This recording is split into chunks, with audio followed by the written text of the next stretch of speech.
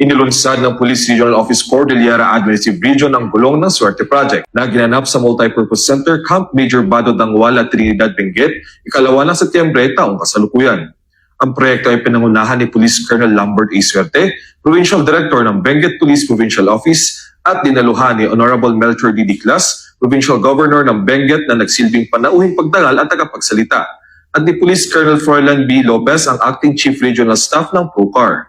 Dumalo din sina Atty. Zane Mark B. Bongayon ng National Police Commission CAR, CNT Builder, mga membro ng Provincial Advisory Group for Police Transformation and Development ng Benguet PPO, mga kinatawan mula sa iba't ibang ahensya ng gobyerno at mga stakeholders. Binigyang diin ang kaganapan sa pamagitan ng pamamahagi ng tulong sa mga benepisyaryo. Siyam na tauhan ng PNP ang tumanggap ng tulong pinansyal at hygiene kits. Bukod pa rito, 16 na sibilyan ang binigyan ng wheelchairs at food packs. Ang mga ito ay pinondohan ng mga donasyon mula sa CNT Builders at mula sa nalikom na pondo sa Funshoot 2025 event na ginanap noong 14 ng Agosto taong kasalukuyan na pinangunahan ng Benguet PPO PAG-PTD. Sa kanyang mensahe, ipinahayag ni Governor Diclas ang kanyang pagpapahalaga sa pinagtulungang pagsisikap sa pagitan ng PNP at mga lokal na pamahalaan upang mapabuti ang buhay ng mga taga-Cordillera. Binigyang diin niya ang kahalagahan ng pagbuo ng Healthier Benguet sa pamamagitan ng pagbabahagi ng responsibilidad at diwa ng bayanihan.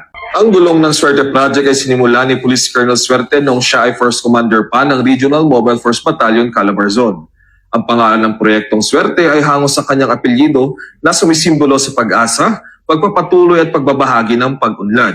Ang inisyatibong ito ay nagsisilbing patunay sa dedikasyon ng PNP sa serbisyong may malasakit at pakikipagtulungan sa komunidad, na tinitiyak na ang pag-unlad ay patuloy na sumusulong para sa mga taga-Benguet at sa buong rehiyon ng Cordillera. Ito na siguro yung parang binigay ng Panginoon sa akin para maghanap ng mga nakatulungan natin ng mga pinanggigis.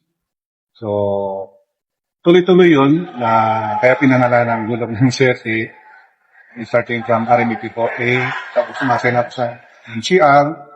So, we are very thankful sa mga generous hearts na palaging sumusuporta sa Gulong ng Swerte. At mga ibang kapulisan pa. Kasi adapted yan ng mga ibang units na rin. Aros, karamihan na ng units ay na PNP ay nagbibigay na rin ng wheelchair because nakita nila kung ano yung saya. Kasi kung minsan masasabi natin na overlook sila.